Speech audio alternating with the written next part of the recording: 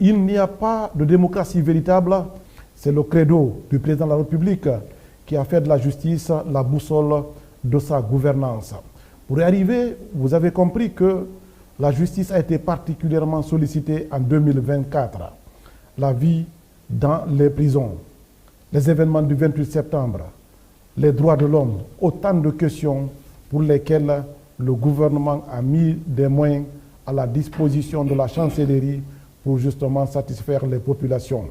Comment ces montants ont été utilisés, à quelle fin, quelles sont les réalisations, sont autant de questions que mon complice du jour, Thierno Amadou Camara et moi, allons poser justement à Monsieur le ministre de la Justice, garde des Sceaux, ministre de la Justice et des Droits de l'Homme, Monsieur Yaya Kera Bakaba. Monsieur le ministre, vous êtes dans l'émission On fait le point et vous êtes les bienvenus.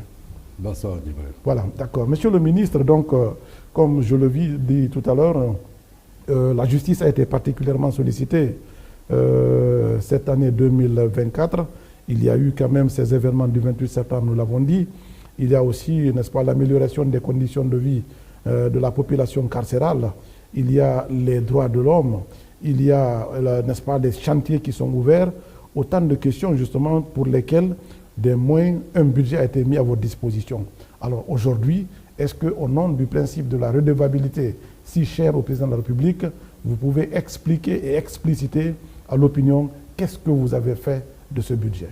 Merci, M. Djibril. Merci, M. Thierno, pour l'invitation faite au ministère de la Justice à l'effet de venir parler ici sur ce plateau du budget et des réalisations et des impacts que nous avons pu obtenir.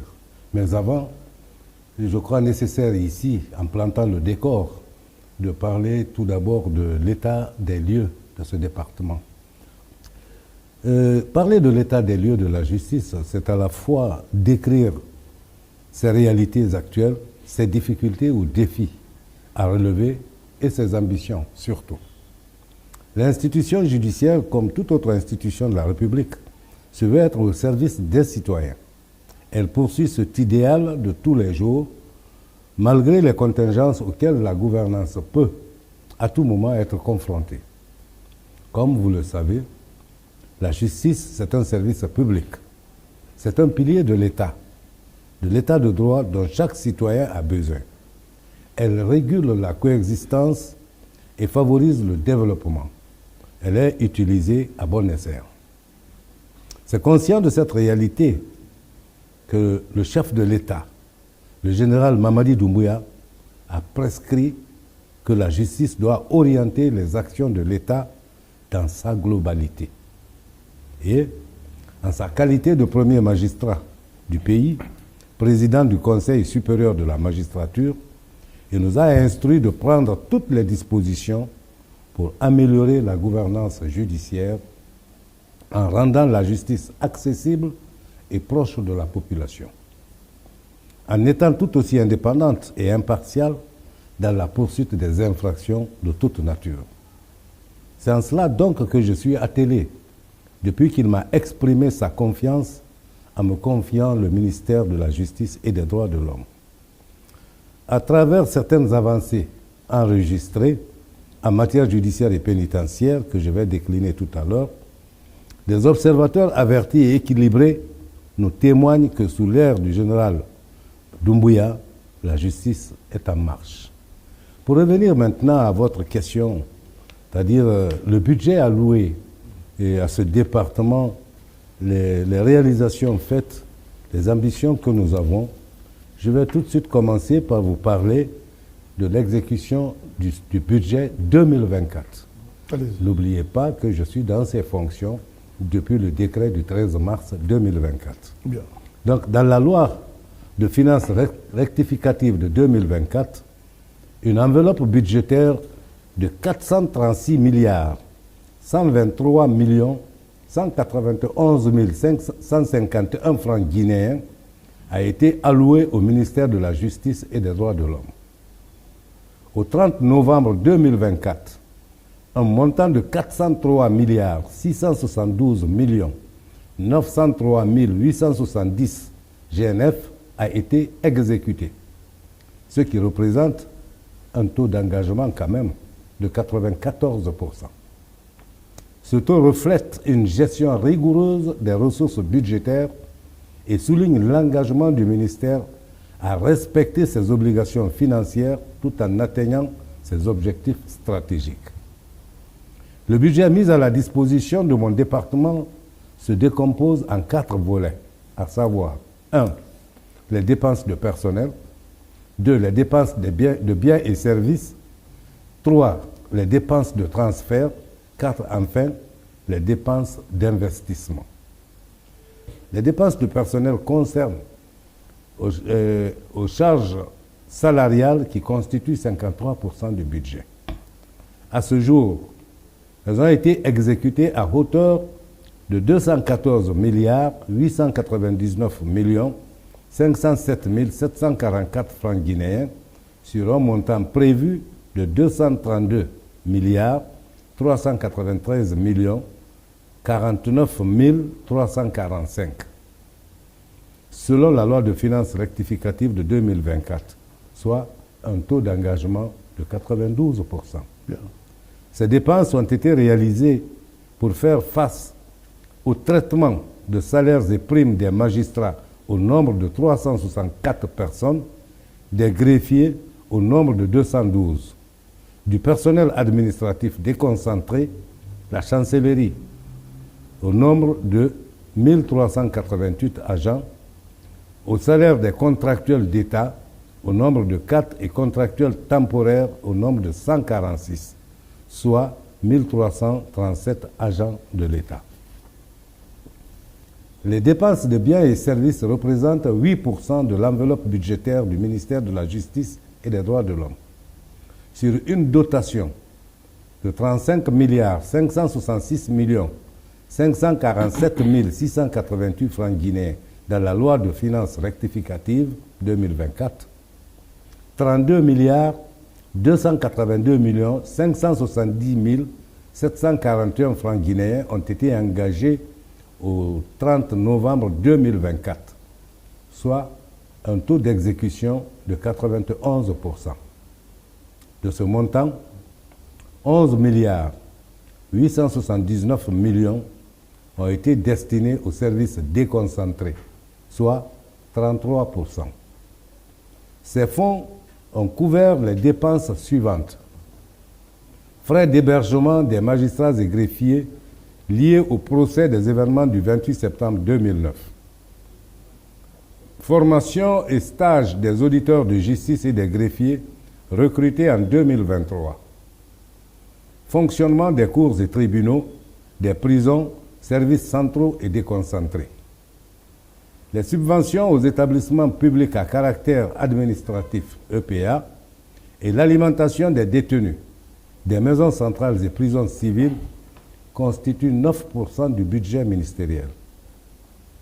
Fixé à 40 milliards 219 millions 499 490 francs guinéens dans la loi de finances rectificative 2024, ces dépenses ont été engagées à hauteur de 40 milliards 205 millions 949 490 francs, dont 27 milliards 405 millions 949 490 francs guinéens pour les maisons d'arrêt, affichant un taux d'engagement de 100%. C. Dépenses d'investissement. Les dépenses d'investissement représentent 29% du budget total du ministère. Pour 2024, la loi de finances rectificative a alloué 127 milliards 944 millions 094 628 francs guinéens pour les projets et dépenses hors projet. Au 30 novembre 2024, 123 milliards 633 millions 876 495 francs guinéens avaient été engagés, soit un remarquable taux d'exécution de 97%. Les investissements ont permis l'acquisition de 25 fourgonnettes pour le transport des détenus dans les 8 régions, livrables dans 2 mois. L'acquisition de 2 minibus pour le transport du personnel du ministère et d'un pick-up pour le comité de lutte contre le crime de sang. L'acquisition également de 3000 lits, matelas et draps pour les détenus des maisons centrales et prisons civiles. La construction et l'extension de la maison d'arrêt de Koya qui a déjà été réceptionnée, vous le savez. La poursuite des travaux de rénovation et d'extension de la maison centrale de Conakry, dont 2 bâtiments R+1 ont été réceptionnés avec une capacité d'accueil de 1000 détenus comparée à 300 places à l'origine. Pour la petite histoire, je vous rappellerai tout simplement que l'actuelle maison centrale de Conakry a été construite en 1932 pour une population carcérale estimée à l'époque à 300. 1932 à maintenant, Conakry a grandi, la population a grandi, mais la prison était restée dans cet état. Et c'est avec la nouvelle vision du président de la République qu'un sérieux coup de main a été apporté à la maison centrale de Conakry. Vous pouvez actuellement la visiter. La poursuite des travaux de construction des tribunaux de Fria, Kissidou, Farana, Mafanko et Koundara. L'achèvement des travaux de rénovation, extension complète du tribunal première instance de Zérékoré, de construction d'un magasin de scellés, bloc de latrines et adduction en eau potable au compte du ministère de la Justice et des Droits de l'Homme. L'achèvement des travaux de construction de la clôture de la maison centrale et de correction de Fria et de la maison centrale de Kindia. L'achèvement des travaux de rénovation de la maison d'arrêt et de correction de Kankan. L'achèvement des travaux de rénovation de la maison d'arrêt et de correction de Yomu et de construction du bureau du régisseur. L'achèvement des travaux de rénovation de la maison d'arrêt et de correction de Gekedou. L'achèvement des travaux de reconstruction ou rénovation des maisons d'arrêt et de correction de Pita, Bofa et Forekaria. Le paiement des honoraires relatifs aux études pour la construction et l'équipement d'une maison centrale moderne à Yorokodia dans Dubreka pour une capacité d'accueil de 3000 détenus répondant aux standards internationaux. Les travaux de construction proprement dits débuteront en début 2025. Ces actions témoignent de l'effort continu pour renforcer les infrastructures judiciaires et pénitentiaires du pays et améliorer le service public de la justice avec à la clé le respect des droits de l'homme. Et pour finir, il y a lieu de faire les éloges de ce gouvernement qui ne ménage aucun effort pour donner du sens à la vision du président de la République. Voilà, à vous entendre parler, monsieur le ministre, on a comme l'impression que le budget qui vous a été alloué était suffisant et vous a permis fondamentalement de décliner tout votre PAO. C'est cela? C'est difficile de dire qu'un budget est en soi suffisant pour tous les départements. Parce que vous avez fait des éloges. Oui, oui. On a fait des éloges par rapport à certaines époques passées que nous connaissons. L'amélioration substantielle du budget du ministère de la Justice, c'est par rapport à cela que nous avons fait des éloges.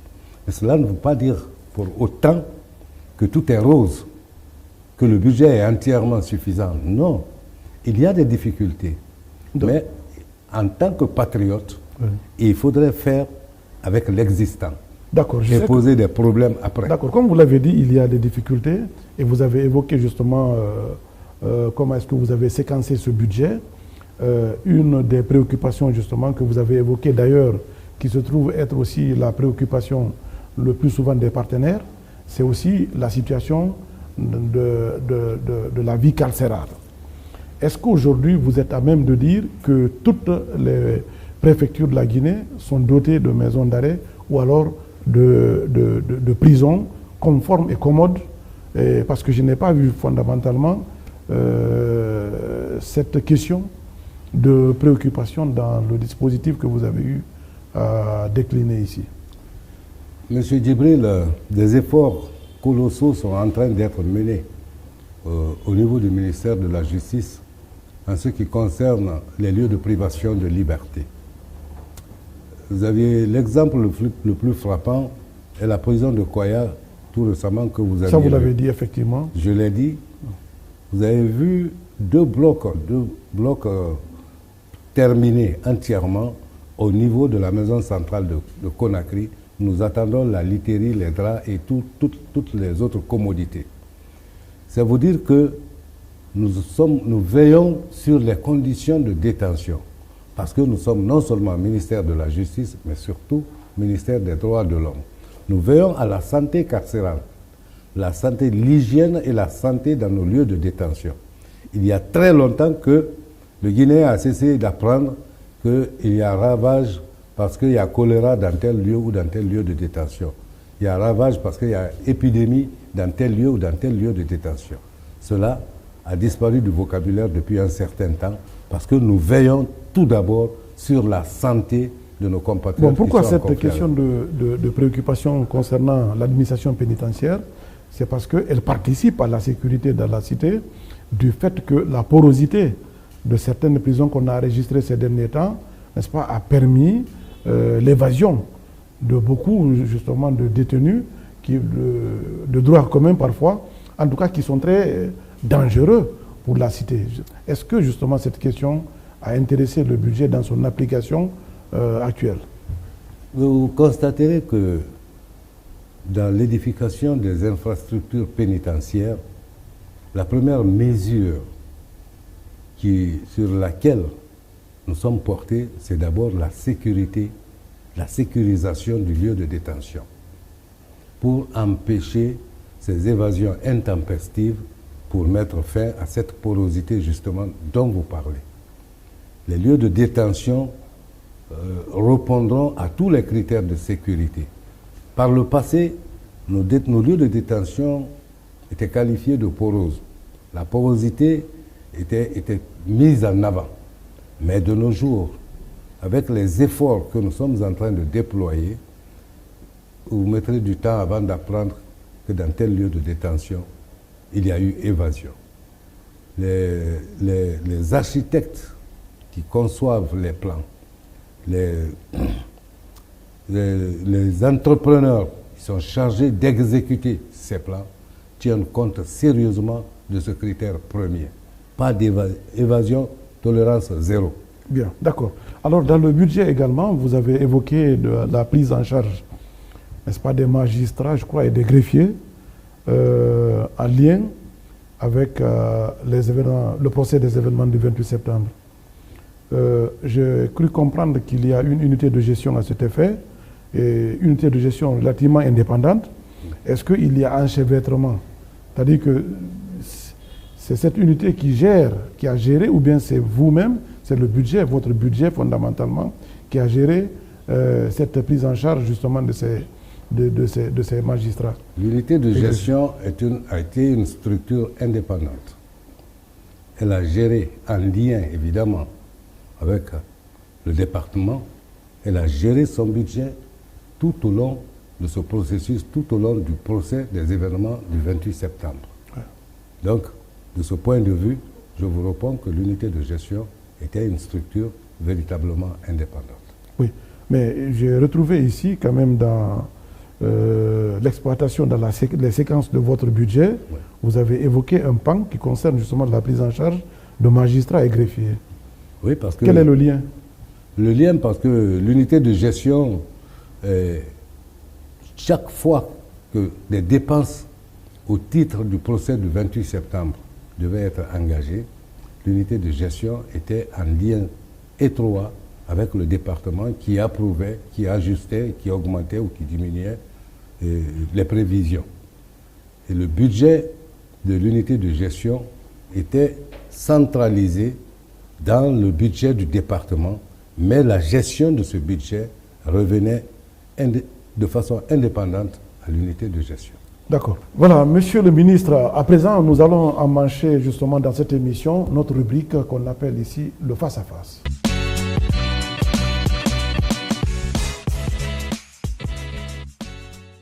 Face-à-face, monsieur le ministre, vous allez être amené à répondre à toutes les questions de préoccupation nationale qui concernent la gestion et l'administration de la justice en Guinée au nom du droit, n'est-ce pas, du peuple à savoir. Donc, monsieur Camara, le ministre est à vous. Okay. Merci, monsieur le ministre, pour ces informations. Je commencerai par demander, parce que le budget, vous participez à exécuter un budget de l'État. Le budget, c'est des dépenses, mais c'est aussi des recettes. Au niveau du ministère de la Justice, est-ce qu'on peut avoir une idée sur ce que vous avez pu faire en termes de mobilisation, notamment sur les recettes administratives? On voit que les citoyens, quand ils vont pour un procès, il y a une caution qu'ils doivent payer.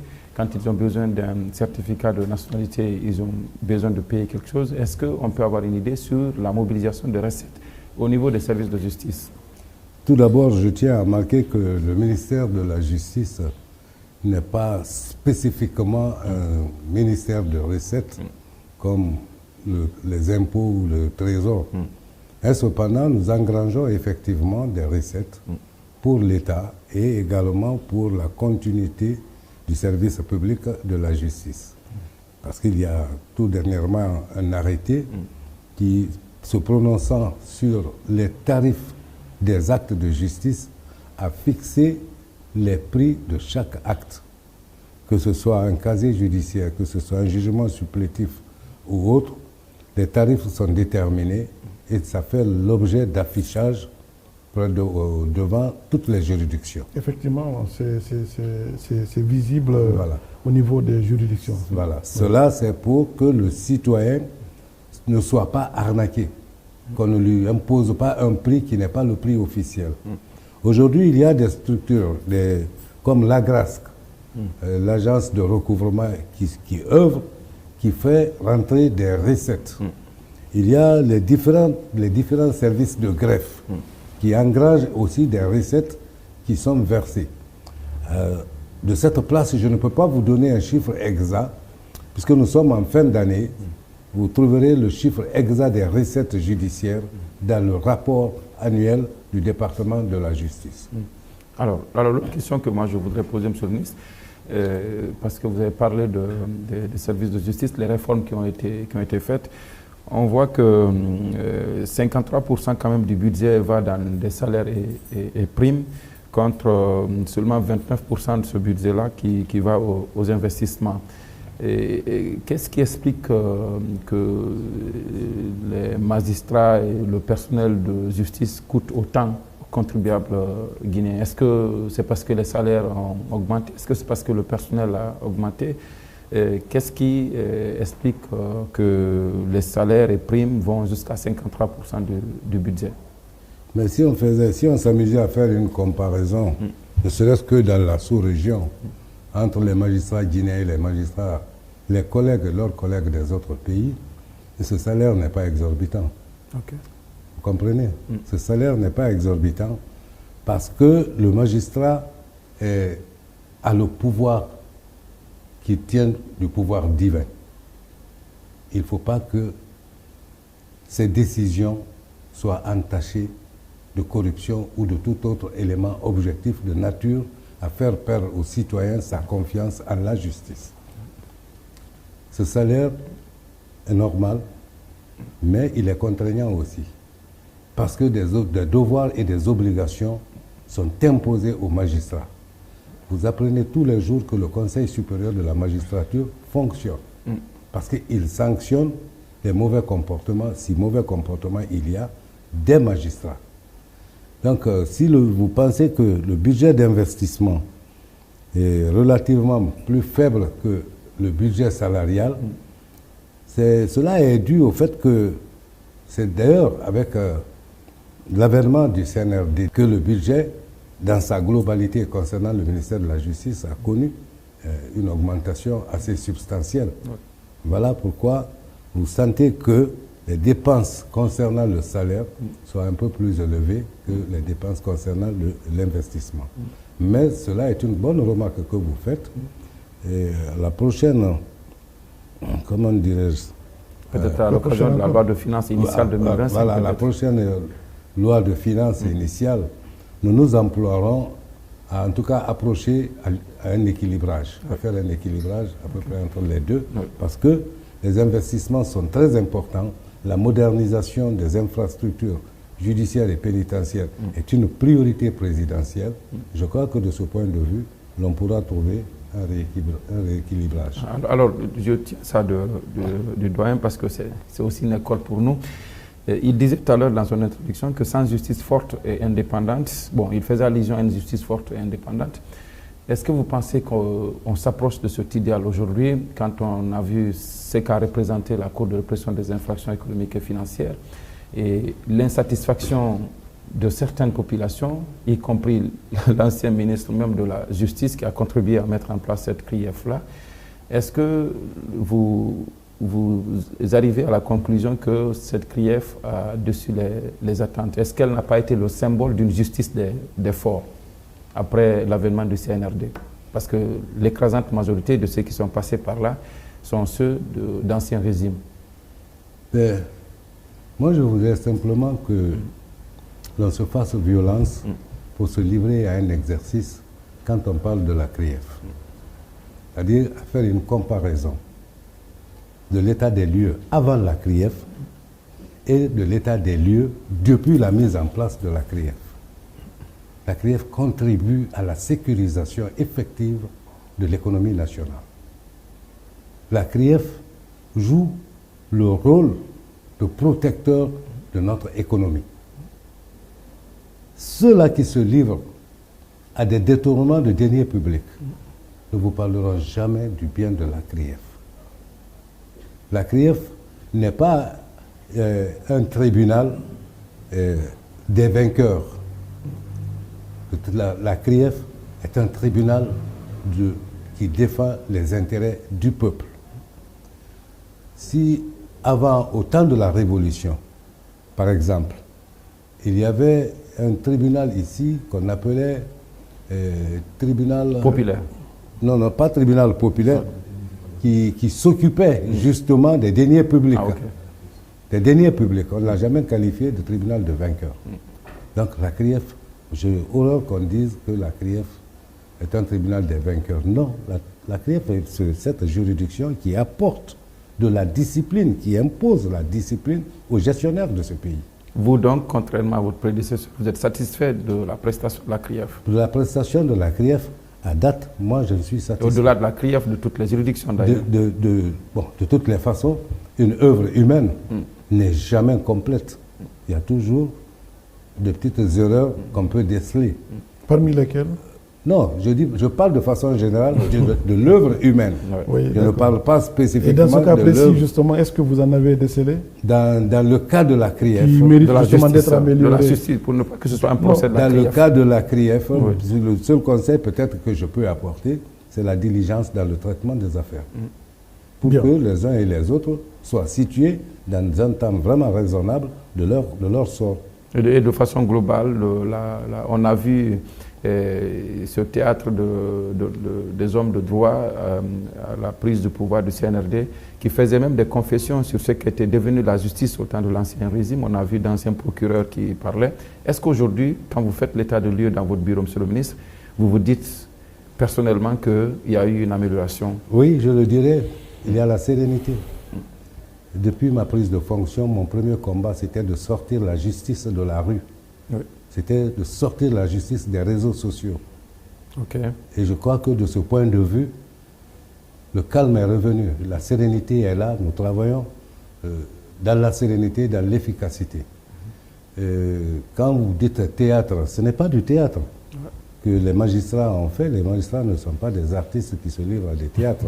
Mais quand ils sont venus au palais pour faire des confessions, pour dire moi j'étais influencé, moi c'est le président qui me donnait des ordres, et vous personnellement, le jour de la décision de l'affaire du 28 septembre sur le plateau de Djibril encore, vous disiez que jamais le chef de l'État ne vous a appelé dans le cadre de ce procès pour vous donner des directives que vous devriez répercuter au niveau de ceux qui ont géré ce procès. Mais cela, c'est la réalité que j'ai décrite. Voilà. Ça veut dire qu'il y a un changement donc. Il y a un changement hautement positif. C'est la réalité que j'ai rapportée au petit écran. Il n'y a pas des éloges que j'ai faits au chef de l'État, mais jusque là où je suis magistrat de ce pays depuis 1982. Je suis sorti de l'université en 80, le stage et tout. Je suis titulaire depuis 1982. J'ai donc travaillé avec tous les présidents qui se sont succédés jusqu'au général Doumbouya. Nous savons que la justice participe également à la sécurité dans la cité. Et il y a que le parquet vient de réquisitionner la gendarmerie de la police. Est-ce qu'on peut savoir pourquoi? Aujourd'hui, dans le Grand Conakry, nous avons dénombré des zones criminogènes. Assez importantes. On vous parle tantôt d'assassinats, de meurtres, de viols, de violences, de disparitions, de trafic de drogue. C'est vrai, ça existe. Il faut situer. Et nous avons pu situer des zones criminogènes dans Conakry à environ presque 500 zones criminogènes. Et nous avons engagé le combat contre ces zones criminogènes pour apporter la paix et la quiétude à nos concitoyens. C'est dans l'exécution de cette décision que M. le procureur général, qui a d'ailleurs passé un communiqué à ce sujet sur mes instructions, a réquisitionné la gendarmerie et les services de sécurité de façon générale pour livrer ce combat que nous entendons gagner. Voilà, vous incriminez les zones ou bien les acteurs, parce que j'ai comme l'impression, depuis que sa réquisition est tombée, on est en train de démolir ici et là, et je n'ai pas eu vent encore, n'est-ce pas, qu'on ait arrêté, démantelé un réseau de vendeurs de drogue, un réseau de criminels. La lutte ne vient que de commencer. Oui, mais justement... La lutte vient de commencer. Tout est bien, et nous incriminons les deux. Oui. Nous incriminons les zones et les acteurs à la fois. D'accord. Alors, donc, c'est sûr dire que vous avez eu à faire des investigations avant d'aller sur le terrain. C'est-à-dire que pour que vous disiez que cette zone est criminogène, il a fallu fondamentalement que vous sachiez justement qu'il y a des opérations criminelles ou alors des criminels qui sont à ce niveau. Nous avons engagé un combat. Notre méthode, notre stratégie de combat restera discrète pourvu que le résultat que nous escomptons, pourvu qu'on puisse l'atteindre, c'est-à-dire le démantèlement des zones criminogènes, le démantèlement des potentiels acteurs criminels. Voilà pourquoi je ne m'étendrai pas outre mesure pour que nous puissions avoir 100% au finish de notre combat. Vous l'avez précisé, vous n'êtes pas que ministre des tribunaux, de la justice, vous êtes aussi ministre des droits de l'homme. Il y a une interdiction qu'on appelle systématique des manifestations dans notre pays, mais elle ne vise que les manifestations venant notamment de l'opposition. Comment vous gérez cette situation en tant que ministre des droits de l'homme? Est-ce que vous êtes interpellé sur ces questions quand vous partez à Genève? Comment vous gérez cette situation? Il y a l'interdiction des manifestations, mais il y a aussi des acteurs importants de la vie politique de notre pays qui se disent non rassurés par la justice, qui sont contraints à l'exil par eux-mêmes. Quand vous pensez à ces sujets, comment vous réagissez? Là, quand vous dites qu'ils sont contraints... Par eux-mêmes, je l'ai ajouté. Par eux-mêmes à l'exil. Donc, ce n'est pas le pouvoir qui a chassé qui que ce soit. Oui, parce qu'ils ont besoin d'être rassurés. Mais ils doutent de quoi? Bon, par rapport à cette question... Aux droits de l'homme, de façon globale. Liée aux manifestations avec les droits de l'homme, écoutez, il ne faut pas qu'on se heurte. Nous voulons dans notre pays la paix. Nous voulons la sécurité. Nous voulons la sérénité, mais alors pour tous ceux qui vivent sur le territoire national. Les manifestations sont un droit, mais un droit qu'il faut savoir aussi exercer. Oui. Si vous voulez manifester aujourd'hui, vous devez accomplir les formalités liées à cela. Mais vous parlerez de manifestations pacifiques. Mais personnellement, je n'ai jamais vu de manifestation pacifique à Conakry. Pourquoi je le dis? Le groupe qui veut manifester, qu'il ait l'autorisation ou pas, quand ils manifestent, ils sont opposés à ceux-là qui ne sont pas dans l'esprit de leur manifestation. Je m'explique. Vous manifestez dans la rue, mais vous empêchez les autres citoyens de vaquer à leurs affaires par des jets de pierre, par des violences et autres.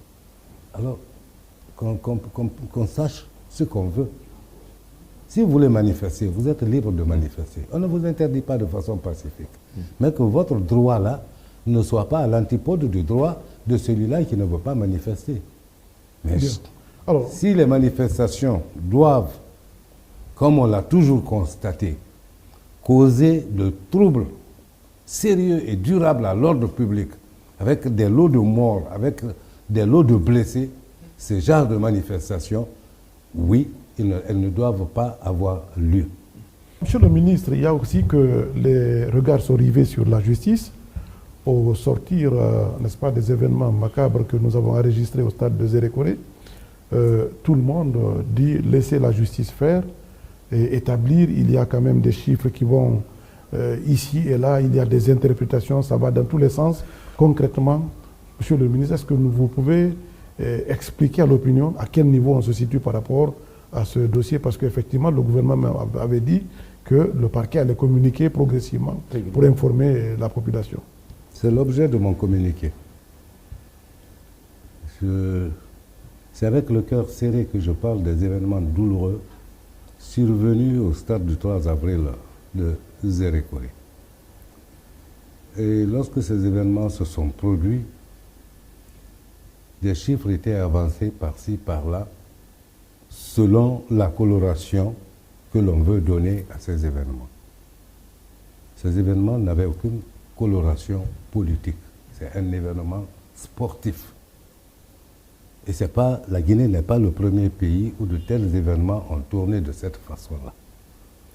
Mais pour ceux qui veulent jeter de l'huile sur le feu, on avance des chiffres sans indiquer la source. On avance des chiffres sans être sûr que c'est exactement ces chiffres-là. De leur fiabilité. Merci. Alors, vous avez vu la réaction spontanée, immédiate du gouvernement. Moins de 24 heures, Monsieur le Premier ministre, à la tête d'une importante délégation, s'est rendu à Zérékoré. Les chiffres avancés par le gouvernement sont les chiffres de sources hospitalières et à la fois de sources hospitalières et de sources judiciaires. 56 morts. Parce que les enquêtes ont eu lieu, les corps qui ont été reçus, et les corps ont été reçus à l'hôpital de Zérékoré, les blessés étaient là. C'est ce chiffre-là qui a été avancé. La situation n'a pas évolué. De cette date à maintenant, oui. Côté mort, la situation n'a pas évolué à ma connaissance. D'accord. Les blessés, ceux qui étaient dans un état extrêmement grave, le président de la République, dans sa magnanimité, a dépêché son hélicoptère pour aller les amener ici. Et tout ça à la charge de l'État. Les familles endeuillées seront accompagnées, le Premier ministre l'avait dit, seront assistés, seront accompagnés. Tous les blessés seront pris en charge par l'État.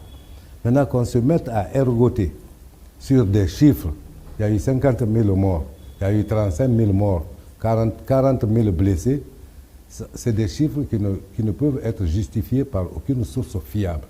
C'est contre justement cet état de fait que j'ai produit un communiqué qui est passé à la radio, mettant en garde tous ceux qui veulent avancer des chiffres non vérifiés. Alors, monsieur le ministre, moi je voudrais juste vous interpeller avant la fin de cette partie. Le président a dit que la justice est toujours la boussole de la transition. Et on a vu que des hauts commis, le dernier cas, c'est celui qui s'est passé à la douane, les hauts commis de la transition même sont envoyés devant cette justice. Est-ce que c'est l'illustration que la justice est effectivement la boussole de cette transition? Le cas de la direction de la douane. À l'aube du 5 septembre 2021, il a été dit dans sa toute première communication, dans sa toute première adresse à son peuple, le général a dit que la justice sera la boussole qui va présider à toutes les activités de ce pays. Ce n'est pas un vain mot, ce n'est pas un slogan creux non plus. Bien. C'est une réalité. J'en viens. Si vous faites le lien entre ce qui est en train d'être examiné concernant la douane, il serait prématuré pour moi de me prononcer. Pourquoi? Parce que le principe de la présomption d'innocence fait obligation sur moi de réserve et d'attendre la décision souveraine des juges. Il y a des enquêtes actuellement en cours, il y a des enquêtes, il y a des auditions, il y a des confrontations. Tout ce qu'il faut est dans le respect des droits de la défense, des droits de l'homme qui encadre tout ça. Nous voulons que la lumière soit faite sur ce qui est déjà qualifié par les uns et les autres l'affaire de la douane. Et que dites-vous rapidement de ces cas aussi d'enlèvement? On a connu des figures de la société civile, le Kafuni Kemangue et Biloba en sont les illustrations les plus parfaites, sont quand même enlevés. Je ne sais même pas si juridiquement je dois utiliser le terme enlevé, mais qu'on ne voit pas. Comment la justice gère ces situations? C'est une nouvelle forme de criminalité qui est de façon récurrente en train de s'implanter dans notre pays si on y prend garde. Vous-même, vous avez des difficultés de qualifier la chose. Vous parlez d'enlèvement. Certains parlent d'absence. Absence, on évolue, on dit disparition. De disparition, on ajoute disparition forcée. Kidnapping. Kidnapping, merci. Tout cela ébranle les fondements de la société. La justice en est consciente. Et chaque fois qu'un cas est posé, la justice a réagi. Et où nous en sommes aujourd'hui? Parce que leurs enfants, leurs épouses suivent cette émission. J'en viens. Ces kidnappings, ces enlèvements, même les citoyens, les malfrats, qui n'ont aucune liaison avec les armes ou avec l'armée, se camouflent dans des tenues, ils viennent commettre leur forfait et on dit que c'est les militaires qui l'ont fait. Parce que tout simplement, on a vu les tenues. Ouais. Les enquêtes sont en cours. Ce que je dis là, ça a été prouvé. Les malfrats ont été à un moment donné arrêtés, interrogés, et ils reconnaissent qu'ils ne sont militaires nulle part. Ils usent des armes souvent de fabrication locale, et ceux qui utilisent des armes modernes les obtiennent par des complicités, quelquefois, c'est vrai, dans l'armée. Mais ce n'est véritablement pas les militaires qui opèrent en tant que tels, comme malfrats pour venir attaquer une famille ou enlever une personne. D'accord, monsieur le ministre, merci. On va emmancher avec la rubrique Vox Pop. Vous allez être interpellé par des citoyens par rapport justement à leurs préoccupations concernant le fonctionnement de la justice en Guinée.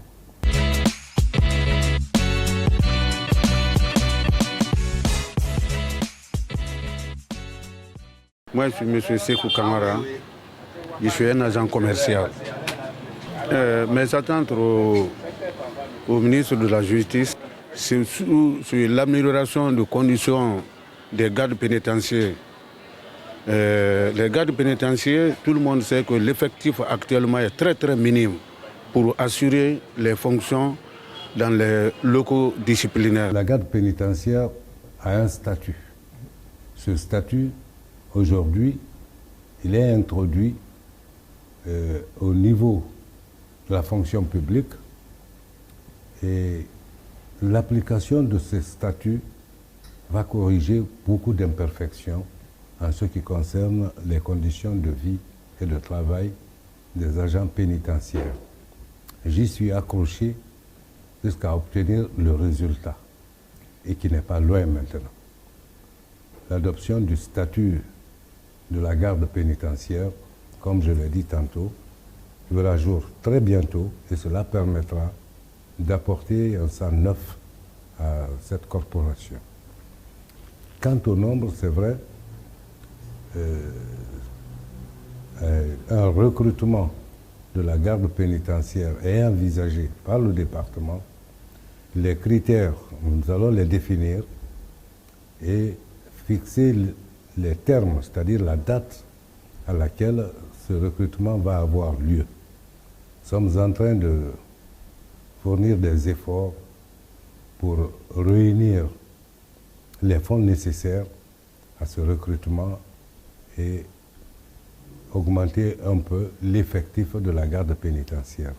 C'est une réelle difficulté qui s'oppose à nous, nous en sommes conscients, mais bref, nous envisageons d'apporter des solutions idoines aussi. Moi, c'est Oulare Firé, activiste de la société civile à Farana. La première des choses d'abord, qui parle de la justice, n'est-ce pas, il faut un local. On a ce problème de local aujourd'hui à Farana. Cependant, on a notre palais de justice qui est en chantier. Si franchement ce palais de justice, n'est-ce pas, l'infrastructure prend fin, franchement c'est très bon, ça donne de l'image à Farana, mais aussi ça permet, n'est-ce pas, au cadre de la justice de travailler convenablement comme il faut. Le palais de justice de Farana, c'est vrai, la construction et l'achèvement ont traîné un peu, mais je puis affirmer, sans risque de me tromper aujourd'hui, que ce palais est achevé à 95%. D'ici le premier trimestre de 2025, je crois qu'on sera appelé à l'inauguration de ce palais. Bien.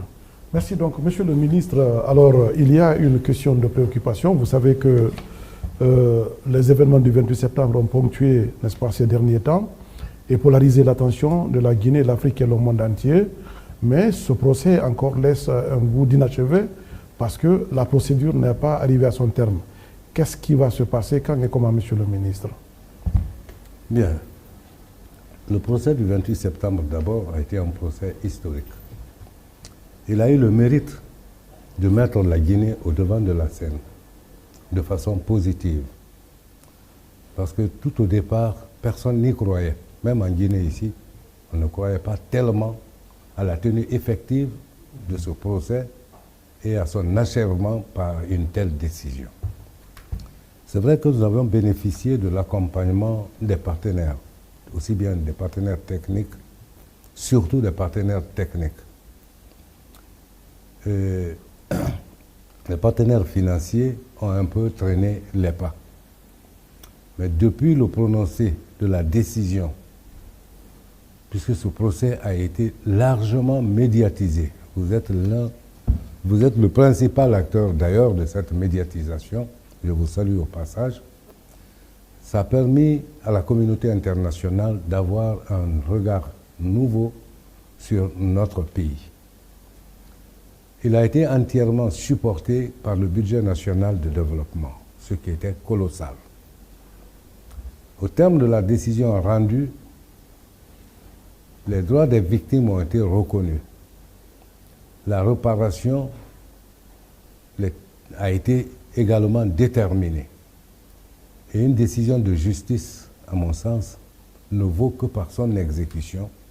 Il y a lieu de faire face à la réparation des préjudices subis par les victimes. C'est beaucoup d'argent. Et c'est sous le bénéfice de la qualité de la décision rendue que j'ai été invité au 15e anniversaire du bureau de la représentante des Nations Unies, c'est l'adjointe du secrétaire général des Nations Unies, parce qu'à ce moment, les partenaires financiers étaient presque tous à New York. C'était l'occasion, en lien avec le bureau du procureur de la Cour pénale internationale, représenté par Maître Ball, c'était l'occasion opportune de venir expliquer la volonté politique du gouvernement pour mettre fin à l'impunité, l'accompagnement nécessaire, expliquer le sens du procès, la décision rendue, les difficultés quant au dédommagement des victimes impactées par ces douloureux événements. J'ai effectué cette mission, j'ai eu beaucoup d'écoute, les choses sont en train de se mettre en place. C'est vrai que ce procès, il n'est pas encore terminé, puisqu'il y a eu appel. Les voies de recours ont été utilisées, il y a eu appel. La seconde partie du procès est en préparation. Parce que l'appel statuera, le second juge va statuer non pas sur l'entièreté du procès, mais sur les motifs de l'appel.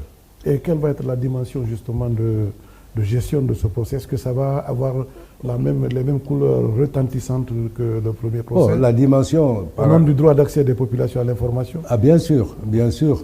Monsieur Djibril, vous serez là pour continuer ce travail admirablement bien exécuté par vous.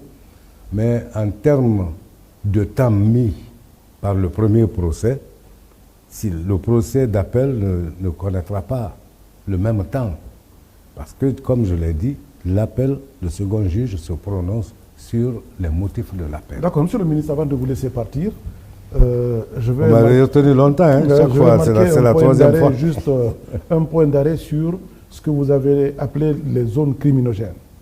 Je ne sais pas quelle est la définition concrète que vous en avez donnée, parce qu'au même moment où on est en train de détruire des baraques, il y a des bars, des maquis, en fait des laboratoires justement de destruction des mœurs et de la jeunesse qui continuent à opérer sans justement en être tranquille. Je ne sais pas quelle est la définition concrète fondamentalement de ces zones criminogènes. Est-ce que ces débits, n'est-ce pas, ces laboratoires, n'est-ce pas, de toxicité sont concernés parce que nous répondons à aucune forme justement de légalité? Mais c'est justement ces laboratoires-là où on fume la drogue, où on fume, où on boit, je ne sais pas si on boit ou on fume, ce qu'on appelle couche, je ne sais même pas c'est quoi. Oui. C'est un liquide, c'est une cigarette, je ne sais pas. Ensuite, il y a... Moi, quand on me parle couche, je pense bébé, mais il paraît que... Ce qu'on appelle également le chicha, est-ce que c'est autorisé? Parce qu'aujourd'hui, on voit, n'est-ce pas... Sous le couvert de chicha, c'est mélangé avec de la drogue. C'est mélangé. Et alors, comment maintenant vous allez essayer justement de démêler le vrai du faux? Ensuite, est-ce que le principe même de l'usage de ce chicha-là, fondamentalement, est légal? Les hommes de la sécurité sont sur le terrain justement pour ce démêlage. Et on va démêler le vrai du faux. On va démêler le vrai du faux. D'accord. Monsieur Djibril. D'accord. Soyez patient. Le travail, le combat vient de commencer. Le combat vient de commencer. Je vous demande d'être patient, maximum un mois. Vous verrez les résultats positifs. D'accord, vous m'avez rassuré. Regardez cette caméra et parlez à l'opinion. Rassurez justement l'opinion que, n'est-ce pas, le pays va être plus sûr du point de vue justement de la justice, conformément à la volonté du président de la République, qui a fait, n'est-ce pas, de sa gouvernance, la justice donc comme boussole qui va orienter tous les citoyens dans la cité. Merci Djibril. M'adressant à mes concitoyens, je leur dirais simplement de marquer une pause, de regarder dans le rétroviseur avant le 5 septembre 2021. Pendant 10 ans, les 10 dernières années du pouvoir déchu, de comparer la justice en ce moment à la justice depuis le 5 septembre 2021. À mon sens, et sans risque de me tromper, il y a eu de l'amélioration positive de cette justice depuis 2021, le 5 septembre. Les différents ministres de la justice qui se sont succédés ont chacun apporté du sien et du sien positif. La continuation que je suis en train d'assurer également se bat à la limite de ses moyens, à la limite des moyens mis à sa disposition pour toujours qualifier la justice. De ce point de vue donc, je donne l'assurance à mes concitoyens que la justice, comme boussole, se fera à la satisfaction de cette population. Donc, justice... Surtout, notre première préoccupation, c'est le respect des droits de l'homme. C'est un défi permanent, c'est un défi quand même qui ne peut pas être relevé à 100% dans n'importe quel pays du monde, mais c'est un défi qu'il faut retenir et se battre pour le relever autant que faire se peut. Voilà, monsieur le ministre, il ne me reste plus donc à vous dire merci d'être venu dans cette émission On fait le point. Je précise que budget, réalisation et impact, c'est la trilogie justement des grands axes de notre exercice avec vous. Il a été question pour vous, n'est-ce pas, de marquer votre redevabilité par rapport au peuple en ce qui concerne les moyens qui ont été mis à votre disposition, les réalisations que vous avez eu à mener sur le terrain, ensuite les attentes des populations, tout a été passé au peigne fin dans cette émission. On fait le point et cette émission justement est une émission du ministère de l'Information et de la Communication, une réalisation de la RTG, animation Abdoulaye Djibril Diallo, Tierno Amadou Camara. Merci à tout le monde d'avoir pratiqué cette émission et on se retrouve pour d'autres pans, n'est-ce pas, de cette émission qui polarise l'attention. Et je précise que nous avions ici le ministre de la Justice et comme pour dire que l'œuvre de justice est toujours une œuvre de préoccupation nationale. En tout cas, quelqu'un a dit, à défaut de croire en Dieu, croyez en la justice et vous y trouverez Dieu. Merci à tout le monde et au revoir. Merci. Merci. Merci.